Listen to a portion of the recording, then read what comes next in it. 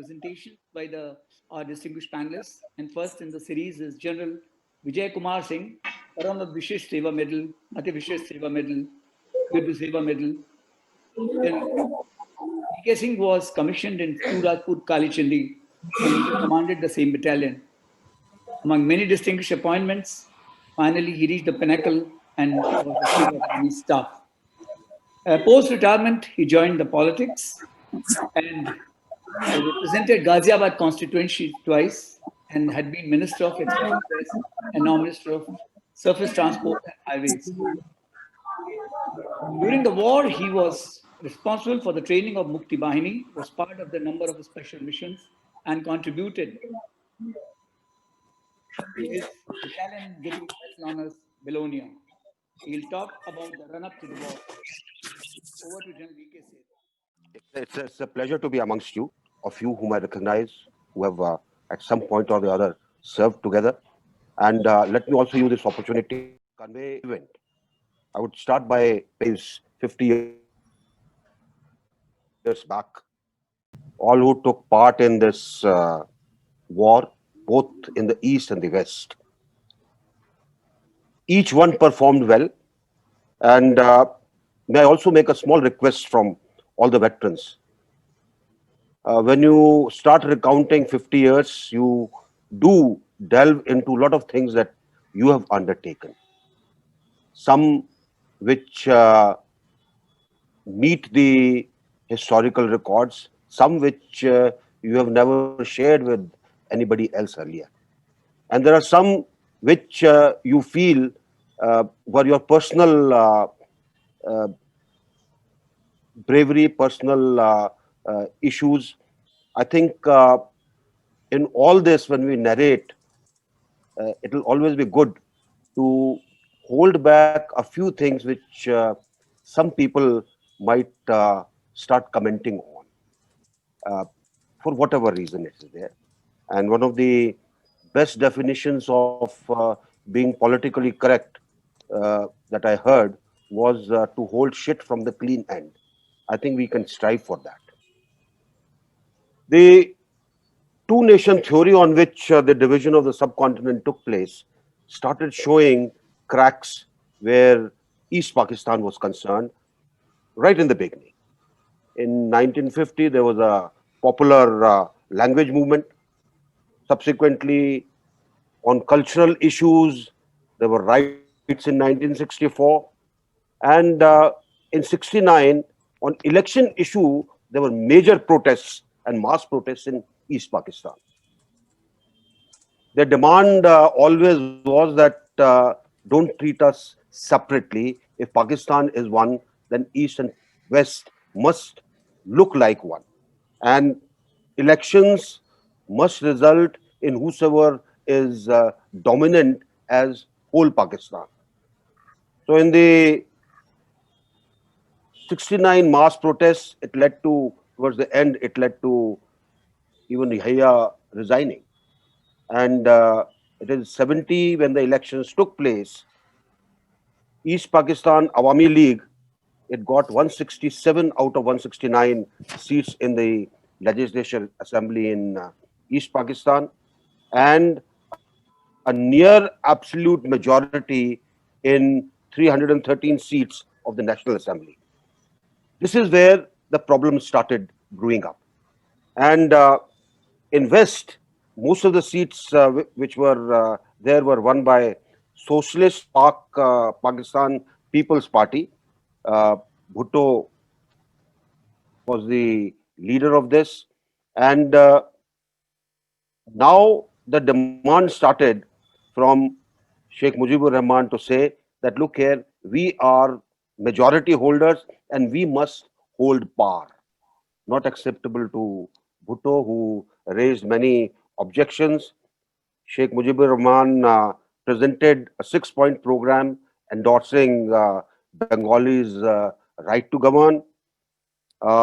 Committee was formed by Admiral Ehsan, which was called Admiral Ehsan Mission, which went through the findings of these 6 points. They carried out their own study, and their report was met with favorable reaction from most of the political leaders except Zulfikar Ali Bhutto. He was the PM. And despite the military brass vetoing the proposals, which counter proposals put up by Bhutto, he refused to step down and hand over power to Mujib, who was holding the majority credit in his hands. This led to Mujib calling for a general strike that shut down the government. Everything was shut down. Yahya, who had resigned but continued in power, he postponed the inauguration of the National Assembly, which added fuel to fire. And in East Pakistan, the dissidents, the people who wanted Bengalis to govern, they began targeting Bihari Muslims who were supporting West Pakistan. This is how the thing started building up towards end of 1970, and it is early 1971 that approximately 300 Bihari Muslims were massacred near Chittagong. For people who know West Bengal well, it's called Chottagram.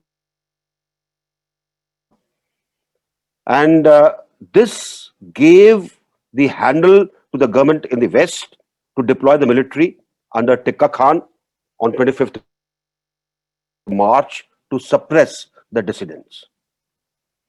He was given a free rein. He believed in setting examples by utmost brutality, and this crackdown, which commenced on 25th March, led to arrests, killings, and Mujib was made a prisoner and taken to West Pakistan. This is also the time that the moment Mujib went away, General Ziaul Haq, he was a major at that time in the East Bengal Regimental Center in Chittagong. He made a call from the radio station in East Pakistan saying is independent. And the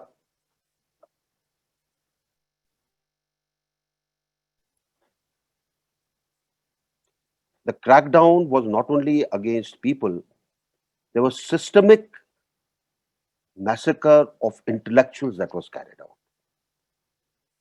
There were supporters of Awami League who were picked up under Searchlight and Operation Barisal.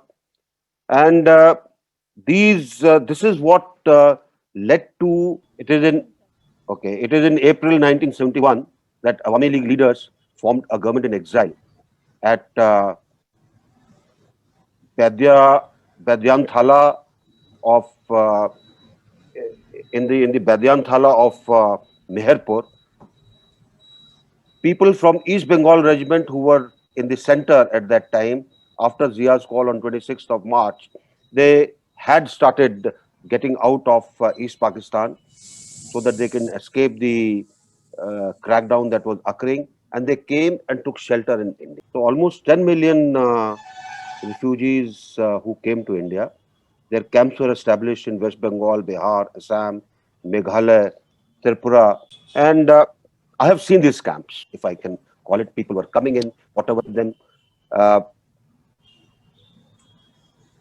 One thing which I think we all should be proud of, the management of these camps was, with whatever difficulties that we encountered, I think was an excellent with whatever resources available. And in the meantime, on I would, which I think you all know, 27th of March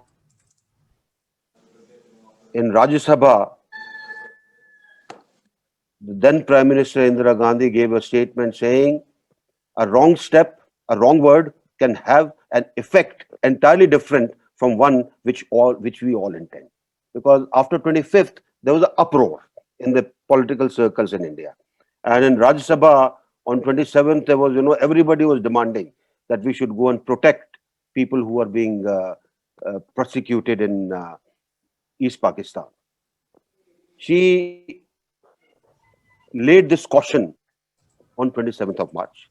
However, most of you know that She wanted early action, for which the then Chief Field Marshal Manik Shaw said that it is better to plan, prepare, and then win a victory rather than go in a hurry and not attain much results. This is a well-known fact with everybody. The very fact that we allowed the government in exile to come in India showed our intent of supporting the Bengalis who were demanding Bangladesh at that time. And it resulted in two kinds of groups being formed. Mukti Vahini was the overall term that has come to stay later on. But in the initial stages, you had Mukti Vahini and Mukti Fauj. Mukti Fauj was of people who were from the armed forces and police forces who came on this side of the border. While Mukti Vahini was students and all able-bodied people who had the, one can say, desire to fight against the Pakistani occupation forces in Bangladesh at that time. Subsequently, they both merged together, but initially there was a difference of a trained force and a force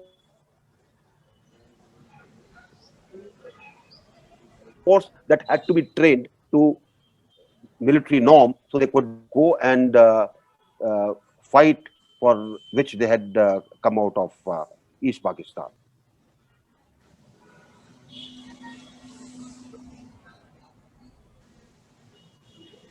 But which India made to convince the international community of the disastrous drain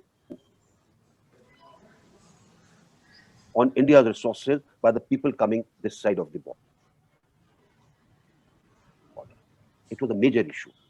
Of relationship which we had with the US at that time, especially Richard Nixon, US was not very keen to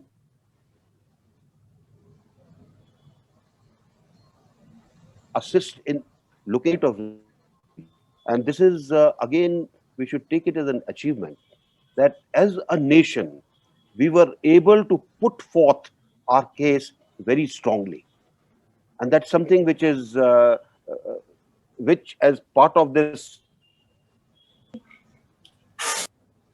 whole preparation was an achievement.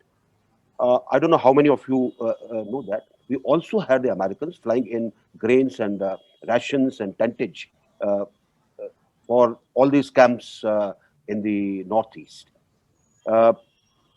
They did carry on right till month of November. It is only in November that they stopped doing this.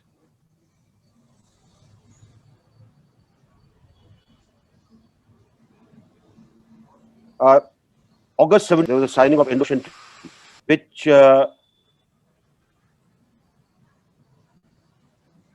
specifically said that war in, if there is a aggression or war in the soil of one country, we will look at cooperation to ensure that things are taken care of.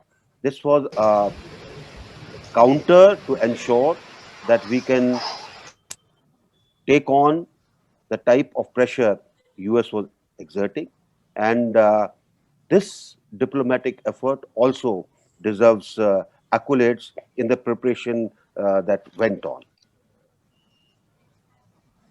US tilt was very visible, and this tilt can be whether it was moral support, whether it was political support, whether it was economic support, whether it was material support, it was all towards Pakistan.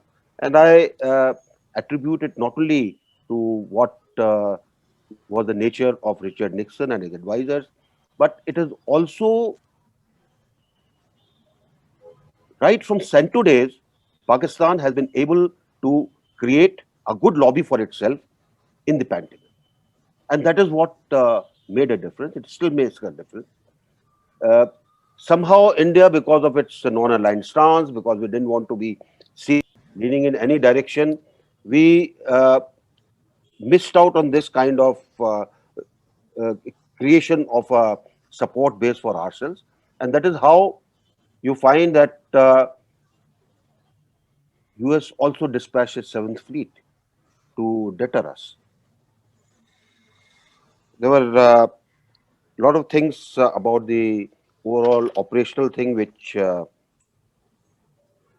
Manvinder began with. I would say that the type of preparation where the military front was concerned were very good. The troops got acclimatized to what was happening.